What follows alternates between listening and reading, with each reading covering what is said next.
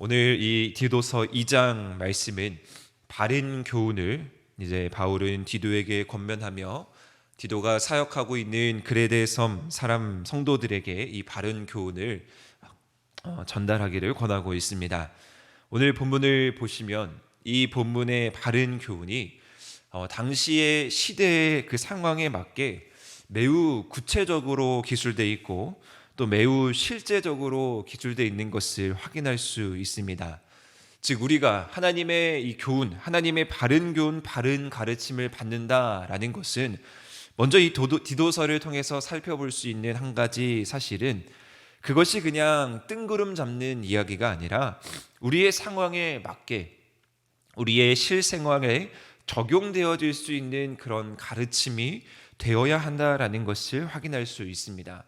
우리가 하나님의 말씀을 받았다면 그 말씀이 오늘 우리 삶 가운데 구체적으로 실현될 수 있는 것이 중요한 것을 오늘 이 본문 말씀을 통해서 저희들은 확인할 수가 있는데요. 몇 가지 이제 핵심 주제로 오늘 본문 말씀을 조금 살펴보면요. 첫 번째, 이 바울이 디도를 통해서 강조하고 있는 첫 번째 주제는 바로 신중함입니다. 2절 말씀에 늙은 남자에게 권할 때도 신중함을 이야기하고 있고, 또 어제 본문이었던 1장에서 감독에게 권할 때도 이 신중함을 얘기하고, 젊은 여자에게, 젊은 남자에게, 그리고 더 나아가 모든 사람들에게 이 신중함에 대해서 바울은 이야기하고 있습니다. 근신하라, 또 신중하라 라는 이 표현이 이 디도서에서 자주 쓰이고 있는 것을 볼 때 아마 이제 디도가 목회해야 하는 그레데 섬 사람들에게 있어서 한 가지 가장 취약한 부분이 있다면 그것이 바로 신중하지 못한 삶을 살았구나라는 것을 확인할 수 있습니다. 신중하다라는 것이 무엇이냐면요, 바로 그리스도인으로서 품위 있게 자기 관리를 잘 하라는 말씀입니다. 우리가 하나님의 말씀을 받았다면, 우리가 그리스도인이 되었다면 우리는 하나님의 말씀으로 그리스도인 성도로서 자기 관리를 하는 삶, 그것이 얼마나 중요한지를 이야기하고 있습니다.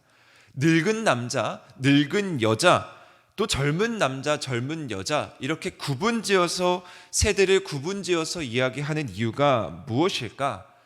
각자의 삶의 경험과 각자의 지혜와 각자의 생각이 다를지라도 우리가 우선해야 되는 것은 무엇이냐? 그것은 바로 하나님의 말씀, 바른 교훈이다.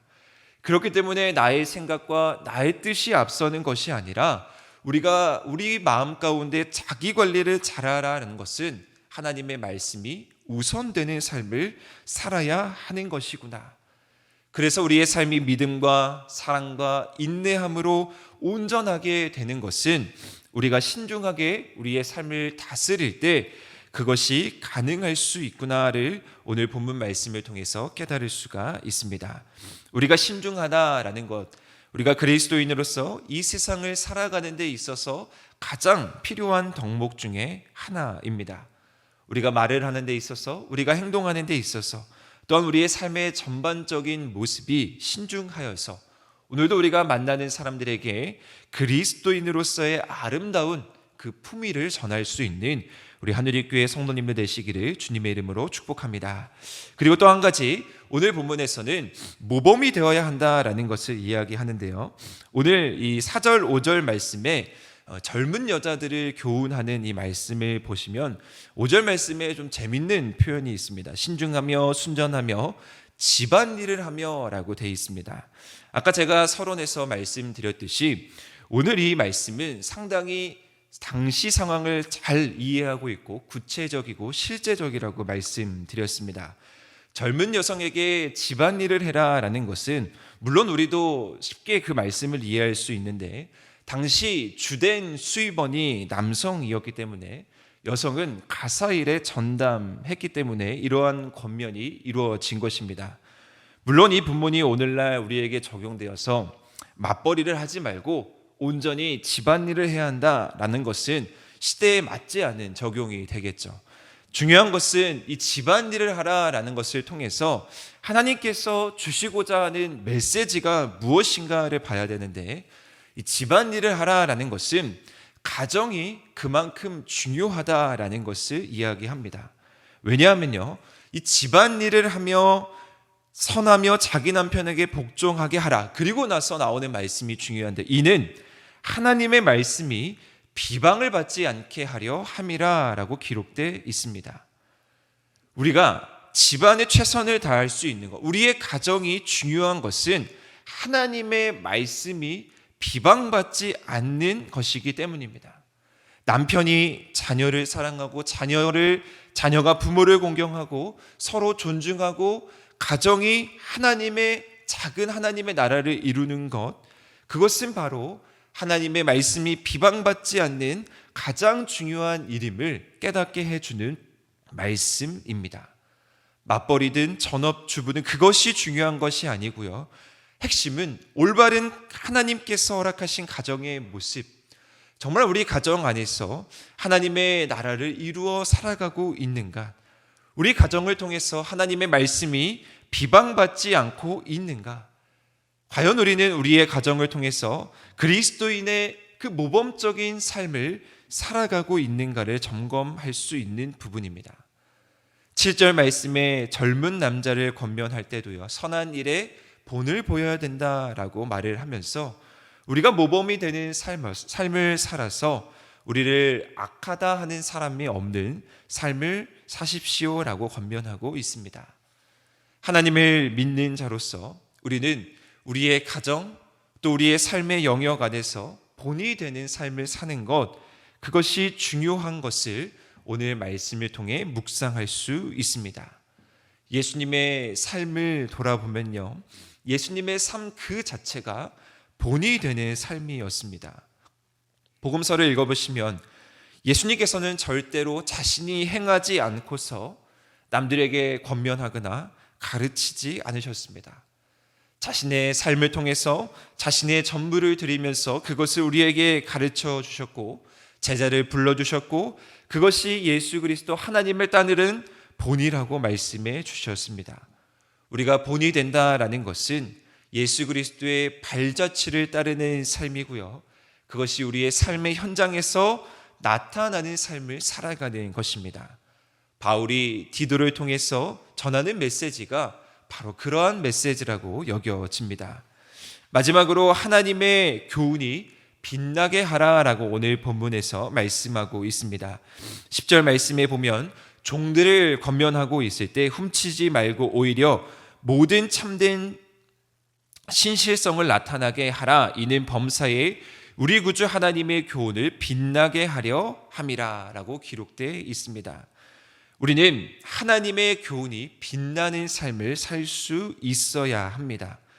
우리의 시대와 우리의 상황에 얽매여서 우리는 이 말씀을 실천할 수 없어, 우리는 이 말씀을 지킬 수 없어 라고 이야기하는 것이 아니라 그 상황과 환경을 뛰어넘는 예수 그리스도의 사랑을 세상 가운데 밝히 비출 수 있어야 한다라는 것입니다.